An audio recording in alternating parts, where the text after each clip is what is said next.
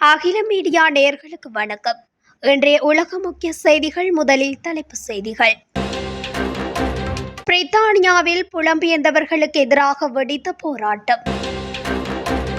Ukraine தாக்குதலால் ரஷ்யாவில் எண்ணெய் விலை அதிகரிப்பு. நைஜீரியாவில் கொலரா தொற்றினால் 11 பேர் உயிரிழப்பு. சிரியாவில் இஸ்ரேல் ட்ரோன் தாக்குதல், 6 ராணுவ வீரர்கள் உயிரிழப்பு. தென்சீன கடலில் ஆஸ்திரேலியா, கனடா, பிலிப்பைன்ஸ் கூட்டு பயிற்சி. சீன ராணுவ அணிவகுப்பில் கலந்து கொள்ளும் புடின் மற்றும் கிம். டெல்லவி விமான நிலையத்தின் மீது புதிய ஏவுகணை தாக்குதல் நடத்திய ஏமன் ராணுவம். அல்-அக்ஸா மசூதி வளாகத்தை தாக்கிய இஸ்ரேலிய குடியேறிகள்.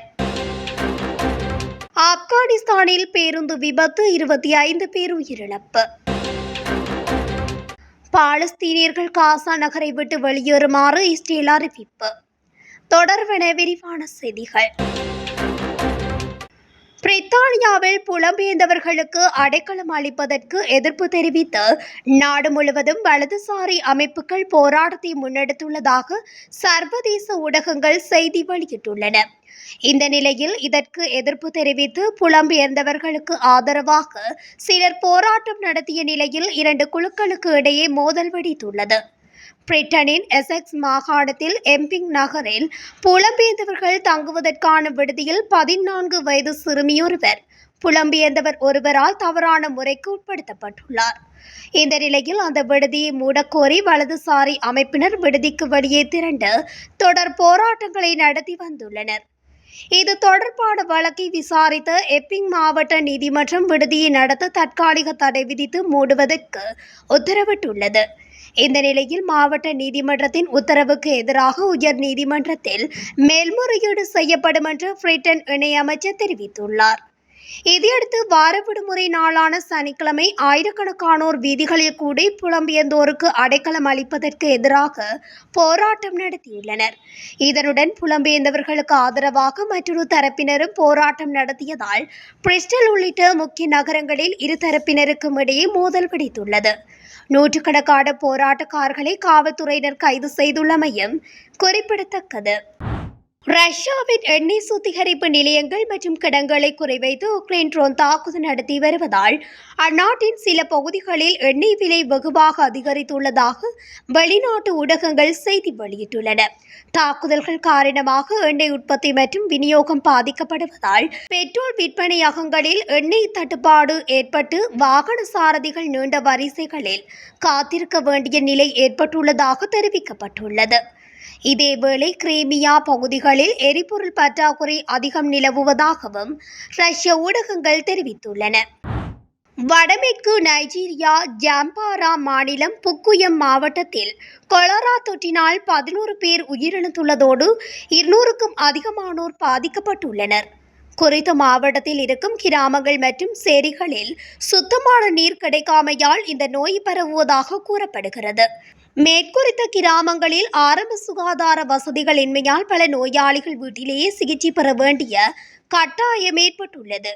அதிகளவான உயிர்களை இழப்பதற்கு முன்பு அவசரகால மீட்புக் குழுக்கள் மற்றும் கொலரா சிகிச்சை மையங்களை குறித்த கிராமங்களில் அமைக்கும்படி வலியுறுத்தப்பட்டு வருகின்றது. சிரிய தலைநகரில் இஸ்ரேல் நடத்திய ட்ரோன் தாக்குதல்களில் அந்நாட்டின் இராணுவத்தைச் சேர்ந்த 6 வீரர்கள் கொல்லப்பட்டுள்ளதாக அந்நாட்டு ஊடகங்கள் செய்தி வெளியிட்டுள்ளன. சிரியாவின் தலைநகர் டமாஸ்கஸின் தெற்கில் அமைந்துள்ள கிஸ்வா நகரத்தில் இஸ்ரேல் ட்ரோன்களின் மூலம் தாக்குதல்கள் நடத்தியுள்ளதாகவும் இந்த தாக்குதல்களில் சிரிய இராணுவத்தைச் சேர்ந்த 6 பேர் கொல்லப்பட்டுள்ளதாகவும் தெரிவிக்கப்பட்டுள்ளது. இந்த சம்பவத்தில் ஏராளமானோர் படுகாயமடைந்திருந்த நிலையில் அவர்கள் அனைவரும் தற்பொழுது வைத்தியசாலையில் அனுமதிக்கப்பட்டு சிகிச்சை பெற்று வருகின்றனர். மேலும் இது குறித்து இஸ்ரேல் ராணுவம் இதுவரையில் எந்தவொரு கருத்தும் தெரிவிக்கவில்லை என கூறப்படுகிறது. தென்சீன கடலில் பிலிப்பைன்ஸ், ஆஸ்திரேலியா மற்றும் கனடா ஆகிய நாடுகளின் கடற்படை கப்பல்கள் மற்றும் விமானங்கள் கூட்டாக இணைந்து ராணுவ பயிற்சிகளை நடத்தியுள்ளன. பிலிப்பைன்ஸ் வழிநடத்தலில் நடைபெற்ற இந்த பயிற்சியில் பிலிப்பைன்ஸ் கடற்படையின் PRP ஜோஸ் ரிஷல், ஆஸ்திரேலியாவின் ஏவுகணை தாங்கி கப்பல், கனடாவின் படைப்பிரிவு கப்பல் ஆகியவை பங்கேற்றன. அத்தோடு போர் விமானங்களும் பங்கேற்று விமான தாக்குதல்களை எதிர்கொள்ளும் ஒருங்கிணைந்த நடவடிக்கைகள் சோதிக்கப்பட்டன. இது தொடர்பில் பிலிப்பைன்ஸ் பாதுகாப்புத்துறை கூறுகையில், இப்பயிற்சி பிராந்தியத்தில் பாதுகாப்பு ஒத்துழைப்பை வலுப்படுத்தும் எங்கள் உறுதிமொழிக்கான சான்றாகும் என தெரிவித்துள்ளது. சீனாவின் ஆதிக்க இடத்தில் 3 நாடுகளின் கூட்டு பயிற்சி தொடர்பில் சீனா இதற்கு உடனடி கருத்து வெளியிடவில்லை என்பதுடன் கடல்சார் பகுதிகள் மீது தமக்கே உரிமை உண்டு என சீனா தொடர்ந்து வலியுறுத்தி வருகின்றமை குறிப்பிடத்தக்கது. வடகொரிய ஜனாதிபதி கிம் யாங் உன் அடுத்த வாரம் சீனாவின் பெய்ஜிங்கில் நடைபெறும் இராணுவ அணிவகுப்பில் கலந்து கொள்வார் என்று சீன வெளிவிவகார அமைச்சு தெரிவித்துள்ளது. இது வடகொரிய ஜனாதிபதி கிம் யாங் உன் கலந்து கொள்ளும் முதல் சர்வதேச அளவிலான தலைவர்கள் கூட்டம் என்றும் நம்பப்படுகிறது. இந்த அணிவகுப்பு சீனாவின் ஜப்பானுக்கு எதிரான போரின் 80வது ஆண்டு நிறைவையும் 2ஆம் உலகப் போரின் முடிவையும் குறிக்கும். நிகழ்வில் கலந்து கொள்ள எதிர்பார்க்கப்படும் 20 நாட்டு தலைவர்களில் ரஷ்ய ஜனாதிபதி புடினும் அடங்குவர். சீனா நூற்றுக்கணக்கான விமானங்கள், டேங்கிகள் மற்றும் ட்ரோன் எதிர்ப்பு அமைப்புகள் உள்ளிட்ட அதன் அண்மைய ஆயுதங்களை இதன்போது காட்சிப்படுத்தும் மற்றும் எதிர்பார்க்கப்படுகிறது. அதன் இராணுவத்தின் புதிய படை அமைப்பு ஒரு அணிவகுப்பில் முழுமையாக காட்சிப்படுத்தப்படுவது இதுவே முதல் முறையாகும். மிகவும் சிறப்பாக வடிவமைக்கப்பட்ட இந்த அணிவகுப்பில் தியனன்மென் சதுக்கத்தின் வழியாக பல்லாயிரக்கணக்கான இராணுவ வீரர்கள் அணிவகுத்தும் செல்ல உள்ளனர். ஆக்கிரமிக்கப்பட்ட பாலஸ்தீன பகுதிகளில் உள்ள பென்குரியன் சர்வதேச விமான நிலையத்தை ஹைப்பர்சோனிக் ஏவுகணை மூலம் குறிவைத்துள்ளதாக ஏமன் ஆயுதப்படைகளின் செய்தி தொடர்பாளர் யாக்யா சாரி தெரிவித்துள்ளார். ஏமன் ஆயுதப்படைகள் ஒரு சிறப்பு ராணுவ நடவடிக்கையை மேற்கொண்டன என்றும் ஆக்கிரமிக்கப்பட்ட யாஃபா பிராந்தியத்தில் உள்ள டெலவி விமான நிலையத்தை பாலஸ்தீன 2 ஹைப்பர்சோனிக் ஏவுகணை மூலம் குறிவைத்துள்ளதாகவும் பிரிகேடியர் ஜெனரல் யாக்யா சாரி தெரிவித்துள்ளார். இந்த நடவடிக்கை வெற்றிகரமாக இருந்தது.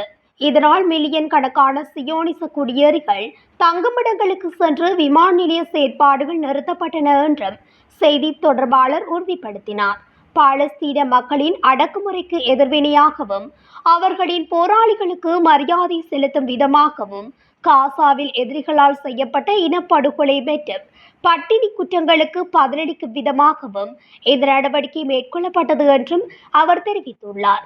காசா பகுதிகளில் நமது சகோதரர்கள் மீது சுமத்தப்படும் பசி, முற்றுகை மற்றும் ஆக்கிரமிப்பின் அளவை உலகளாவிய அங்கீகாரம் முழு அரபு மற்றும் இஸ்லாமிய சமூகத்தின் தோள்களில் பொறுப்பை சுமத்துகிறது என்றும் அவர் குறிப்பிட்டுள்ளார். அரபு மற்றும் இஸ்லாமிய சமூக மத ரீதியாகவும் மனித ரீதியாகவும் தார்மீக ரீதியாகவும் பசியை முடிவுக்கு கொண்டுவரவும் முற்றுகையை நீக்கவும் காசா மீதான ஆக்கிரமிப்பை நிறுத்தவும் நடவடிக்கை எடுக்க கடமைப்பட்டுள்ளது என்றும் இஸ்ரேலின் இனப்படுகொலைக்கு தீர்வு காண ஏமன் ராணுவம் காத்துக் கொண்டிருப்பதாகவும் அவர் தெரிவித்துள்ளார்.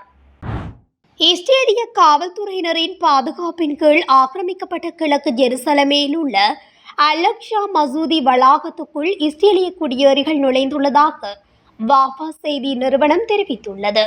உள்ளூர் ஆதாரங்களை மேற்கோள் காட்டி டஜன் கணக்கான குடியேறிகள் குழுக்களாக வளாகத்துக்குள் நுழைந்து அதன் முற்றங்களில் ஆத்திரமூட்டும் சுற்றுப்பயணங்களை நடத்தி டால்முடிக் சடங்குகளை செய்ததாகவும் தெரிவிக்கப்படுகிறது. ஆப்கானிஸ்தான் தலைநகர் காபூலில் நேற்று இடம்பெற்ற பேருந்து விபத்தில் 25 பேர் உயிரிழந்துள்ளதாக சர்வதேச ஊடகங்கள் செய்தி வெளியிட்டுள்ளன. இதுகுறித்து அதிகாரிகள் கூறியதாவது, கெல்மண்ட் கந்தகோர் பகுதிகளில் இருந்து வந்து கொண்டிருந்த பேருந்து காபூலின் அர்கண்டி பகுதியில் விபத்துக்குள்ளானது. இதில் 25 பேர் உயிரிழந்ததோடு 27 பேர் காயமடைந்தனர் என்று அதிகாரிகள் தெரிவித்தனர். குறித்த பேருந்தின் சாரதி அலட்சியமாக செயல்பட்டதால் குறித்த விபத்து சம்பவம் ஏற்பட்டதாகவும் கூறப்படுகிறது. பாலஸ்தீனியர்கள் காசா நகரை விட்டு வெளியேறுவதை தவிர வேறு வழியில்லை என இஸ்ரேலிய பாதுகாப்பு படையின் செய்தி தொடர்பாளர் அவிஷாய் அட்ரே தெரிவித்துள்ளார். காசா நகரை கட்டுப்பாட்டில் எடுக்கும் இஸ்ரேலின் சமீபத்திய நடவடிக்கை குறித்து எக்ஸ் தளத்தில் பதிவொன்றை வெளியிட்டு இதனை குறிப்பிட்டுள்ளார். காசா நகரில் இருந்து வெளியேறி தெற்கு நோக்கி செல்லும் பாலஸ்தீனியர்களுக்கு மனிதாபிமான உதவிகள் அதிகளவில் கிடைக்கும் என்று அவர் கூறியுள்ளார். மேலும் அப்பகுதிகளில் கூடாரங்கள் அமைப்பது, தண்ணீர் வசதிகளை உருவாக்குவது போன்ற ஏற்பாடுகளை இஸ்ரேலிய படை தொடங்கிவிட்டதாகவும் அவர் சுட்டிக்காட்டினார். காசாவின் தெற்கு பகுதியில் இடப்பற்றாக்குறை இருப்பதாக வெளியாகும் வதந்திகள் முற்றிலும் தவறான தகவல் என்றும் அவர் தெரிவித்துள்ளார். இத்துடன் அகிலம் மீடியாவின் இன்றைய உலக முக்கிய செய்திகள் நிறைவடைகின்றன. தொடர்ச்சியாக செய்திகளை அறிந்து கொள்ள அகிலம் மீடியா ஊடகத்துடன் இணைந்திருங்கள். நன்றி, வணக்கம்.